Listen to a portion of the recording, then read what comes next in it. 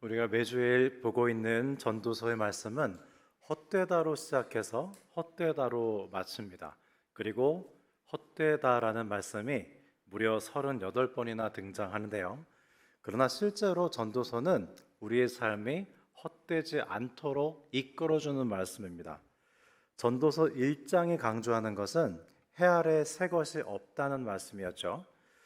즉 하나님이 전제되어 있지 않은 해 아래서의 삶, 인간의 차원에서의 삶은 허무할 뿐이지만 반대로 하나님이 살아계심을 전제로 하는 해 위에서의 삶, 하나님의 차원에서의 삶은 절대 허무하지 않다는 말씀입니다. 전도서 2장에서 가장 많이 반복되는 말씀은 무엇이었습니까? 나입니다. 나. 내 육신, 내 사업, 내 지혜, 내 눈. 즉 나 중심적인 삶은 허무할 뿐이지만 하나님 중심으로 살면 우리의 삶은 선물이 되고 허무하지 않게 된다는 말씀이죠. 전도서 3장 하면 여러분 무엇이 기억나십니까? 다름 아닌 때죠. 우리는 모든 것이 우리가 원하는 때에 이루어지길 바랍니다. 심지어 여러분 부모님이 돌아가시는 때도 내가 원하는 때이기를 바라는 게 우리예요. 굉장히 이기적입니다, 사실 우리가. 그런데 이렇게 내가 원하는 일이 내가 원하는 때에 이루어지기를 바랄 때 우리는 허무하게 돼요. 그러나 때를 따라 모든 것을 아름답게 하시는 하나님의 때에 맞추어 살면 우리는 허무하지 않습니다. 지난주에 보았던 전도서 4장에서는 인생을 홀로 살아가려고 할 때 허무해지기 쉽지만 서로가 서로를 위해 울어주는 동료가 될 때 더 나아진다고 했죠. 무엇보다 제3의 도움이신 주님께서 우리에게 함께 해주실 때 삼겹줄이 돼서 인생이 허무하지 않게 될 거라는 말씀이었습니다. 이렇게 전도서는 매 장마다 헛되다라고 하지만 헛되지 않은 인생으로 우리를 이끌어주고 있는데요. 헛되다 말씀하지만 우리가 헛되지 않게 살 수 있도록 좋은 말씀을 들려주고 있습니다. 오늘 전도서 5장과 6장에서는 재물에 대한 말씀이 등장하는데요. 코엘렛은 재물에 대해서 뭐라고 말씀하고 있습니까? 10절 말씀입니다. 은을 사랑하는 자는 은으로 만족하지 못하고 풍요를 사랑하는 자는 소득으로 만족하지 아니하나니 이것도 헛되도다 그랬어요. 헛되다 그랬으니까 헛되지 않은 삶으로 우리를 안내해 주겠죠.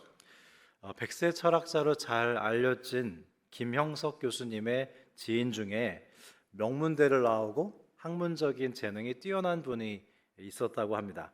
그는 공부를 잘했을 뿐만 아니라 또 공부를 즐거워하는 사람이었어요. 그냥 그렇게 살면 참 행복했을 것 같은데 이분에게 중대한 변화가 일어났습니다. 부모님이 갑자기 돌아가시면서 막대한 재산을 상속받게 됐어요. 그날 이후 이분의 삶이 어떻게 바뀌었는지 아십니까? 그는 그토록 잘했고 즐거워하던 학문을 내려놓고 오로지 물려받은 재산을 관리하는데 일평생을 바쳤습니다. 세월이 흐르고 어느덧 환갑이 넘었을 때 이 김영석 교수님이 그에게 말씀하셨어요. 선생님, 당신과 함께 공부한 분들은 다 사회를 위해서 공헌하고 좋은 영향력을 끼치고 보람 있게 사는데 내가 보니까 당신은 어떻게 하면 재산을 잃지 않을까 하고 어떻게 하면 재산을 증식할까 그거밖에 한 게 없습니다. 그러자 그는 깊이 한숨을 쉬며 답했습니다. 맞습니다. 차라리 저한테 막대한 재산이 상속되지 않았다면 저는 잘하고 즐거워했던 공부를 하면서 더 행복하게 살았을 텐데 말입니다. 그랬어요. 사랑하는 성도 여러분, 지금 현재 나에게 얼만큼의 재물이 더 생기면 행복해질 것 같습니까? 정부가 민생 회복을 위한 소비 쿠폰을 발급해 주었을 때 대부분의 사람들에게 적지 않은 위로와 즐거움이 됐습니다. 물가는 항상 오르지만 월급은 절대 오르지 않는 입장에서는 솔직히 물질은 언제나 더 필요하죠. 얼마가 더 생기든 만족하기는 어려운 것 같습니다. 그래서 코엘렛은 물질 자체를 나쁘다고 하지 않습니다. 재물을 모으는 행위를 절대 비난하지 않습니다. 오히려 잘 안배해서 관리하라는 말씀도 나오는데요. 다만 물질을 사랑하는 것만큼은 경고하고 있습니다. 그러면 코엘렛은 왜 물질을 사랑하는 것을 경고하고 있을까요? 디모데전서 6장 10절의 말씀입니다. 돈을 사랑함이 일만하게 뿌리가 되나니 이것을 탐내는 자들은 미혹을 받아 믿음에서 떠나 많은 근심으로써 자기를 찔렀도다 그랬어요. 전도서에서도 디모데전서에서도 구약에서도 신약에서도 성경은 한결같이 돈을 사랑하는 것이 위험하다고 경고하고 있습니다. 여러분, 죄가 무엇입니까? 성 어거스틴은 죄를 이렇게 설명했어요. 향유해야 할 것을 사용하고 사용할 것을 향유하는 게 죄다 그랬어요. 여러분, 물질을 사용하는 건 죄가 아닙니다. 그런데 물질을 향유하는 거, 돈을 사랑하는 건 죄가 돼요. 사람을 사랑하는 건 죄가 아니죠. 사람을 이용해 먹는 거, 사람을 사용하는 건 죄입니다. 사랑해야 될 것을 이용하고 이용해야 할 것을 사랑하는 게 죄라는 거죠. 사람이 돈을 이용하지 않고 사랑하면 죄가 되는 이유는 돈의 미혹을 받기 때문이에요. 여러분, 나에게 1억 원이 생기잖아요. 1억 원만 생기는 게 아니고요. 1억 원에 상응하는 1억 원만한 탐욕도 함께 생기는 겁니다. 그래서 그 탐욕이 나를 삼켜버리는 거예요. 그래서 여러분, 우리가 무엇인가 많이 생겼을 때, 재물이 많이 생겼을 때 같이 생각할 게 있습니다. 그만한 분량의 탐욕도 욕망도 함께 생겨서 그 욕망이 나를 지배해버려요. 그래서 돈을 사랑하는 것이 위험하다는 말씀입니다. 실제로 대기업들의 가정을 보면요, 화목한 가정은 별로 볼 수 없습니다. 그 어마어마한 재산과 경영권 분쟁으로 인해서 부모와 자녀 간의 관계가 깨지죠. 이른바 소위 말하는 왕자의 난이 일어납니다.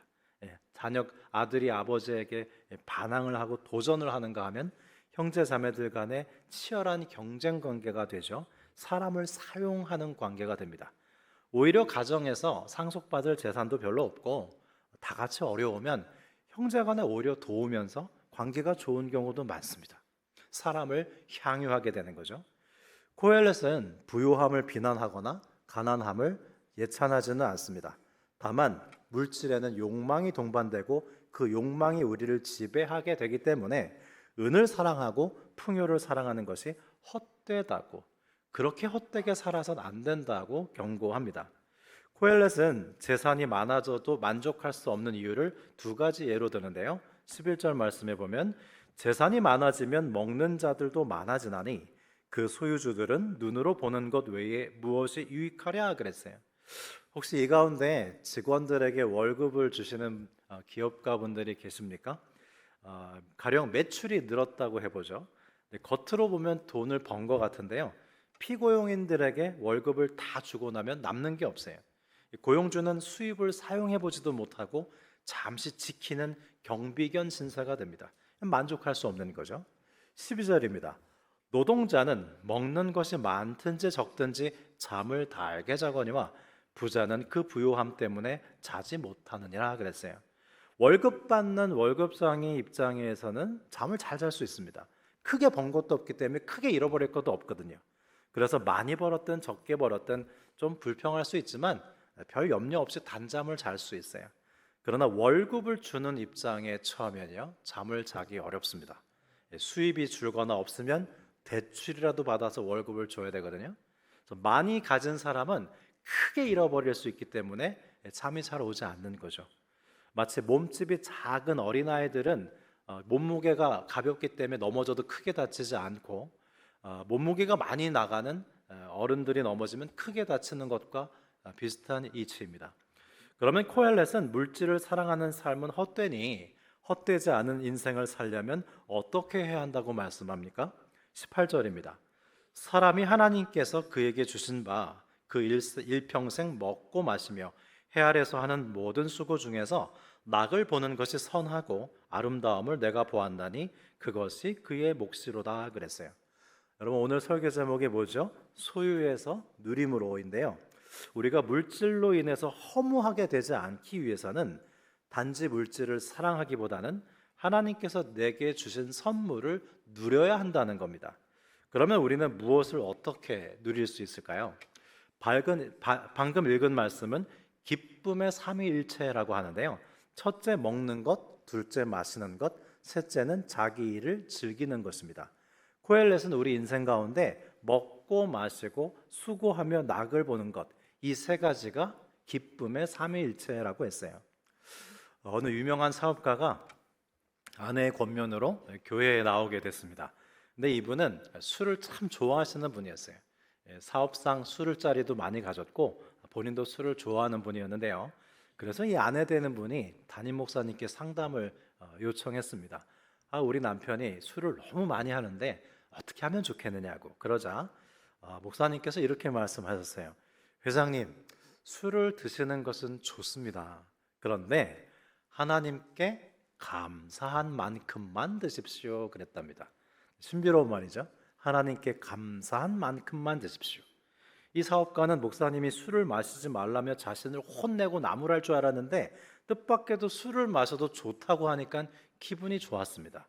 그런데 하나님께 감사한 만큼만 드십시오라는 말이 뇌리에 박혔어요. 그리고 신기하게도 실제로 하나님께 감사한 만큼만 술을 마시려고 하자 지나치게 마시지 않게 됐답니다. 그리고 건강을 해치지 않는 선을 유지할 수 있었다는 실화인데요. 여러분, 지난 추석 연휴 때 맛있는 명절 음식을 조카리만큼 많이 드셨나요?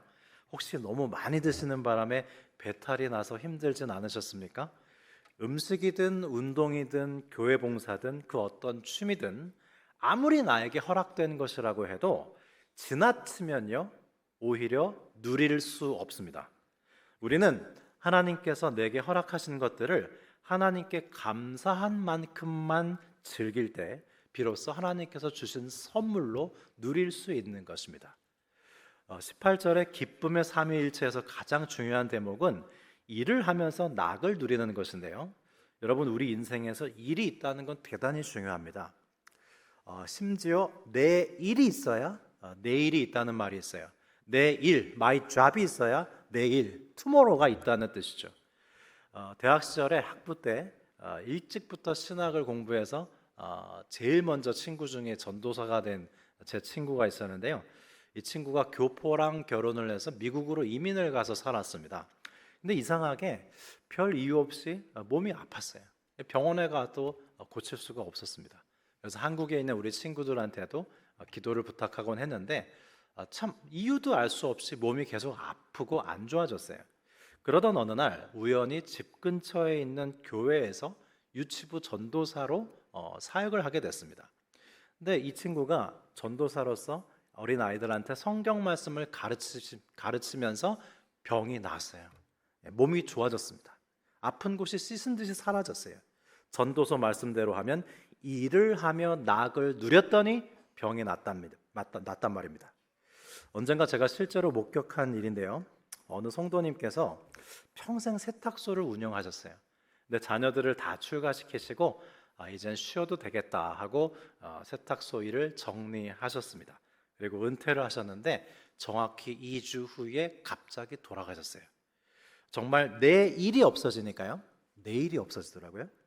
특히 남성분들은요, 은퇴 직후에 나이가 더 많이 드시거나 갑자기 확 늙으시거든요. 갑자기 돌아가시는 경우도 있습니다. 그래서 저는 연세가 많은 남성 성도님들이 은퇴하셨거나 일을 그만두셨다는 소식을 들으면 좀 긴장하고 주목해서 안부를 살피고요. 교구 목사님께 지속적인 신방을 지시합니다.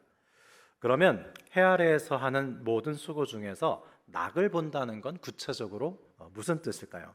이 낙을 누리다는 히브리어로 라토브라고 합니다. 토브는 좋다는 뜻이거든요. 낙을 누리다는 것은 좋은 쪽을 바라본다는 뜻이에요. 우리가 세상에서 일을 한다고 했을 때 열이면 열 모두 좋기는 어렵습니다. 여러분, 직장의 일이 다 마음에 들진 않죠. 그래서 이직을 하려고 하기도 하고 일찍 은퇴를 하기도 하는데요. 그러나 아무리 어려운 상황이라고 해도 하나 둘 정도는 희망이 남아 있어요. 여러분, 우리 인생에서 나쁘기만 한 건 없습니다. 나쁜 상황에서도 좋은 거 하나 두 개 정도는 하나님이 항상 남겨두신다 그래요. 이거 굉장히 영적으로 중요한 원리인데요. 우리는 변명합니다. 나 어쩔 수 없었어. 나 거기서 나올 수밖에 없었어. 나 그만둘 수밖에 없었어라고 하지만 하나님은 좋은 것을 하나 둘 정도는 꼭 남겨두세요. 우리 변명입니다.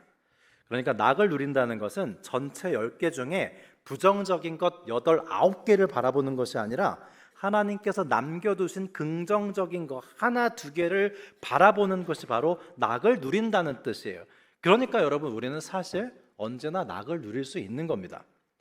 오늘 1부 예배와 2부 예배 때 설교 말씀 후에 불렀던 찬송가 429장의 가사를 제가 알려드리려고 하는데요. 이런 찬송 가사가 있어요. 받은 복을 세어보아라. 크신 주의 복을 내가 알리라. 1부나 2부 예배 올걸. 그런 생각이 드세요? 추수감사 때 또 부를 거니까 걱정 마세요. 영어 찬송가 가사로 보니까 하나님께 받은 것을 카운트해봐라. 그리고 네이밍해봐라. 너에게 주신 복을 하나하나 세어보고 이름 붙여봐라. 그러면 하나님께서 너에게 어떤 선물을 주셨는지 알게 될 것이다. 그런 뜻이에요. 우리가 인생을 살면서 물질을 사랑하고 아쉬워하고 허무해하곤 하는데요, 우리가 허무해지지 않기 위해서는 하나님께서 주신 선물을 누려야 하는데, 그러기 위해서 하나님께서 내게 주신 복을 세어보고 구체적으로 이름 붙여볼 때 우리는 하나님께서 주신 선물을 누릴 수 있게 된다는 말씀입니다. 간혹 청년 커플들이 저를 찾아올 때가 있는데요, 저한테 부탁하는 말이 둘이 사귀기로 했대요. 근데 중간에 헤어지는 일이 없도록 결혼까지 무사히 꼴이 날 수 있도록 기도해 달랍니다. 그런 부탁을 많이 받는데, 그때 저는 어떤 조언을 하냐면요, 결혼을 전제로 아주 진지하게 사귀는 건 참 좋아 보인다. 그런데 벌써 저 미래의 결혼식까지 가 있지 말고 우선 둘이 만날 때마다 좋은 시간을 가져라. 둘이 만나서 경치 좋은 데 가서 아름다운 전경을 보고 좋은 공연을 함께 감상하고 좋은 음악회에 가고 만날 때마다 좋은 시간을 보내고 그 좋은 추억이 매일 매달 켜켜이 쌓여가게 해라. 그게 쌓이고 쌓여서 결혼까지 가는 거지, 아무런 그런 과정도 채우지 않은 채로 사귄 지 일주일밖에 안 됐는데 30년 후까지 내다보면서 상상력으로 출산까지 해가지고 너처럼 못생긴 아들 딸 나면 어떡하냐고 싸우고 있고, 있지도 않은 근심 걱정까지 다 불러들여서 오늘을 누리지 못하는 모습을 보거든요. 사랑하는 성도 여러분, 당장의 큰 횡재를 바라기보다는 하나님께서 선물로 주신 하루하루를 작은 행복으로 채워가면 어떨까요? 참 가을이 예쁘게 무르익어가고 있는데요, 시집을 한 권 사서 읽으면서 행복할 수도 있고요, 길가에 떨어진 단풍 하나를 주워서 책갈피를 삼으며 행복해할 수도 있습니다.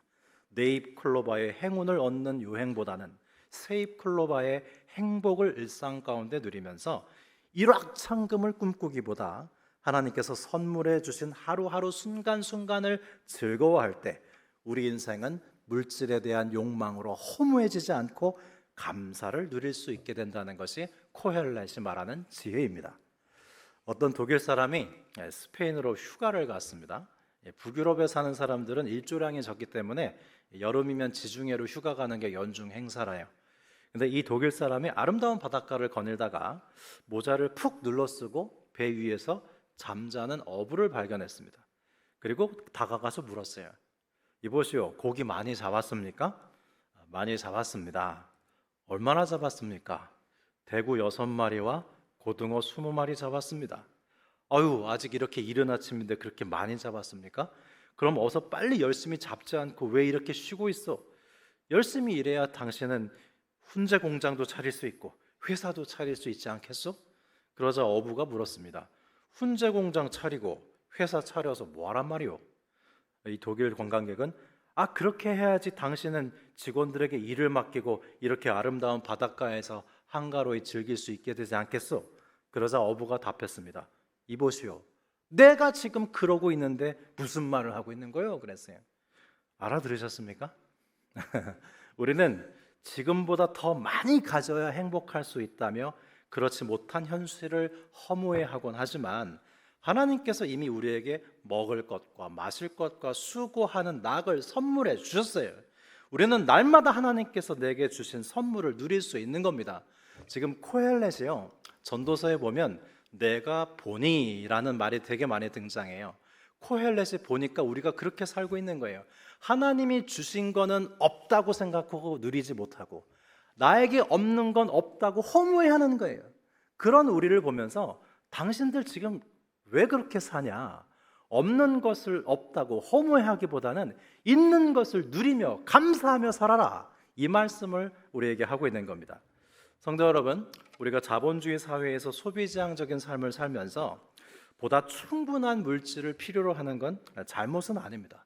그러나 코헬렛이 말씀하듯이 은을 사랑하고 풍요를 사랑하고 만족함이 없어서 허무해지기보다는 하나님께서 내게 주신 일용할 선물들을 누리면서 즐거워할 때 하나님께서 우리로 인해서 영광을 받으신다는 거죠. 어떤 농부가 생을 마치고 천국에 갔습니다. 그런데 이 농부는 죽을 때 자신이 평생 농사를 지었던 흙을 손에 쥐어달라는 유언을 하고 죽었어요. 왜냐하면 이 농부가 농사 짓는 걸 너무 사랑했고 대지의 흙을 너무 좋아했기 때문이었습니다. 그런데 천국문에 서니까 베드로가 농부를 딱 가로막고 서서 천국에는 아무것도 가지고 들어갈 수 없기 때문에 당신의 손을 펴서 흙을 내려놓으라고 그랬어요. 그러자 이 농부가 완강하게 저항했습니다. 내가 평생 사랑했던 흙을 꼭 가지고 들어가야겠다고 고집을 부렸어요. 베드로는 말없이 천국문 안으로 들어갔고요. 이윽고 자그마한 여자아이가 나와서 이 농부의 손을 붙잡자 농부의 손에서 흙이 자연스럽게 쏟아져 내렸습니다. 그리고 나서 이 농부가 천국에 들어가 봤는데요. 그 안에는 지상의 것과 비교할 수 없는 아름다운 대지와 흙이 새하늘과 새 땅과 함께 아주 펼쳐져 있었습니다. 오늘 본문 15절 말씀인데요. 그가 모태에서 벌거벗고 나왔은즉 그가 나온 대로 돌아가고 수고하여 얻은 것을 아무것도 자기 손에 가지고 가지 못하리니 그랬어요. 코헬렛은 우리를 수시로 죽음 앞에 세워둡니다. 그래서 헛된 것을 내려놓게 하거든요. 우리가 꼭 붙잡고 이거 아니면 절대 안 된다고 고집하는 것은 우리를 허무하게 하지만 우리가 움켜진 것을 내려놓을 때 비로소 하나님께서 내 손에 쥐어주신 것을 보게 될 거예요. 우린 그걸 즐거워하면 된다는 겁니다. 우리 높은뜻 정의교회 성찬식은 좀 독특한 면이 있는데요. 우리 성도님들로 하여금 성찬의 4가지 순간에 머무시도록 안내합니다. 기억나신가요? 추수감사 줄 때 한번 다시 할 겁니다. 우리가 이 성찬의 4가지 순간대로 일상을 살아간다면 하나님께서 주신 인생을 훨씬 더 즐거워하며 누릴 수 있을 것 같아요. 성찬의 첫 번째 순간은 뭐냐면 주시는 것을 선물로 받아들이는 거예요. 실제로 주님의 몸과 보혈을 우리가 우리의 힘으로 취하지 않습니다. 주시는 것을 받을 뿐이에요. 마찬가지로 여러분, 우리는 오늘 24시간을 선물 받았어요. 나에게 주어진 만남과 기회를 선물 받았습니다. 첫 번째 우리는 받아들이는 거예요. 하나님께서 주시는 걸 받아들일 때 우리는 누릴 수 있습니다. 두 번째 순간 받았으니까 어떻게 하게 되죠? 감사하게 돼요. 잘 생각해 보십시오. 하나님이 주신 거 많아요. 그걸 감사해 보십시오. 하나님이 주신 인생을 누리게 될 겁니다. 세 번째로 우리는 주님의 몸을 한번 부숴서 먹는데요. 그 이유는 우리는 물질을 사랑하고 사람을 사용하려는 마음을 부숴버려야 된다는 뜻입니다. 우리 안에 죄된 욕망을 부수면서 우리는 하나님이 주신 선물을 누릴 수 있어요. 마지막 4번째 자리로 돌아가서 어떻게 하냐면 하나님, 주님의 몸과 보혈을 나는 나누어 받았는데 나의 삶을 누구에게 나누어야 합니까? 이렇게 기도하게 인도합니다. 코엘렛은요, 인생을 누리기 위해서 너무 모으려고만 하지 마라. 당신 자신을 위해서도 사용하고 이웃을 위해서도 써라. 그렇게 말씀하거든요. 우리가 성찬의 4가지 순간처럼 받아들이고 감사하고 욕망을 부수고 이웃과 나누며 산다면 하나님께서 선물로 주신 인생을 즐겁게 누리면서 살 수 있게 될 것입니다. 사랑하는 성도 여러분, 하나님께서 우리에게 아직 주시지 않은 것을 욕망하며 허무해하기보다는 하나님께서 이미 우리에게 선물해 주신 것을 받고 감사하고 우리의 욕망을 부수고 이웃과 함께 나눈다면 우리는 하나님께서 주신 선물로 인해서 감사함으로 즐겁게 누리고 하나님께 더 큰 영광을 돌리게 될 것입니다. 기도드리겠습니다. 하나님 아버지, 이 아름다운 가을날 코엘렛의 지혜의 말씀을 주시니 감사를 드립니다. 우리의 인생이 헛됨으로 나아가지 아니하고 하나님께서 날마다 주시는 일용할 선물을 누릴 수 있도록 우리를 일깨워 주옵소서. 아직도 우리의 삶에 부족한 부분이 있지만 하나님께서는 여전히 우리가 누릴 수 있는 은혜들을 남겨두셨습니다. 아직 주어지지 않은 것들을 아쉬워하고 허무해하기보다는 이미 주신 것들을 감사함으로 누리게 하여 주십시오. 주 예수님께서 우리의 목자 되심으로 인해 우리에게 부족함이 없음을 고백하오며 우리에게 먹을 것과 마실 것과 수고할 것을 주셔서 삼위일체의 기쁨을 누리게 하신 주 예수님의 이름으로 감사하며 기도드립니다. 아멘.